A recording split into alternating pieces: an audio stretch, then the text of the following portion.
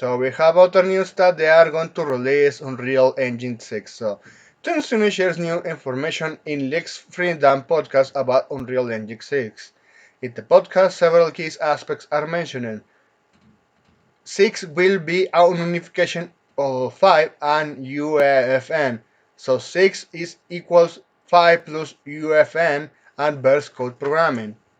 So we'll offer much easier gameplay programming for both the Fortnite community and developers.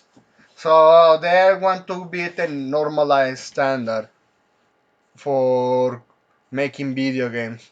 But also we have seen that this company also push for certain types of censorship of if not already covered how with the default mesh they it's extra difficult to make good looking female characters because they instantly put the manjao. So with what I'm reading this, all I can think of, oh well, what is actual improvement aside of coding? You're actually going to love the ones that really want to create the stuff they like without difficulties? And by that I mean good looking female characters. Some hentai games? Nah, I really doubt that. But continue on. More scalability to large scale simulations of all sorts. First early version of the engine in 2 or 3 years. According to Sweeney Words, it seems that UE6 will not be an evolution of 5, but rather a unification of 5 and UFNN along with more tools for the metaverse. And at that point, you can see it how of a flop, no, not a flop, but how much of a cliff they are going to be falling if they continue on this path. And yeah, we are not innovating, we are just integrating what we already have, slapping a new name and making a profit out of it. And just that's why it was my rant with the female models that wasn't covered. Probably we're going to see more of those. Or in fact, I have to wonder, considering they still are doubling down on the AI, and if you remember that documentation that was claiming that you should not use gendered language when you are coding, or anything that for them is remotely quote unquote racist, you know that they are going to add tools or security measures to force you to comply. This is why I'm saying that I just hope that once I already using an Elgin 5, well, just better get your project done if you're going to do some sexiness in there because from the looks of it, it's not going to get better for this company and this engine.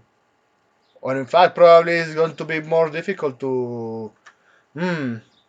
Well, do you know how they put optimization? But well, that's already been told many many times that for see this is just to help AAA to make slot faster and with unoptimized slot that weighs tons of gigabytes. Or in fact, just like what I ran with the Elder Scrolls Oblivion Remaster, the original along with mods weighs way less, adds more and more content that just a reskin remaster made in Unreal Engine 5 that weighs more than 100 gigabytes in your storage. And if you go with to me and say, "Oh, but they've just fixed an error. They have some quality improvements." So some mothers did that way before. So that's when my run in all of this. So even to continue on, it will still be an update for Unreal Engine 5, but it won't have the lead that occurred between Unreal Engine 3 and 4 or from 4. So these people commenting on this are sharing their mind like, remember folks, everything has consequences. The consequence of driving up accessibility will be a downgrade in quality. That's quality as it looks and feels the same. In one part, yeah, I know there are going to be some developers that know how to do their stuff, but it is going to be very little, and probably they are going to be drawn in shovelware if they're really thinking on releasing it on the dying market that is consoles. Companies barely master Unreal Engine 5. Every second game is unoptimized trash. But hope this quote unquote update address the problem too. Nah, they're not going to address that. Unreal Engine says they need to fix Unreal Engine 5 shader compilation, microstutter optimization, and reliance on DLSS that mirrors the image first. Or DLIA? Well, I think it was DLSS.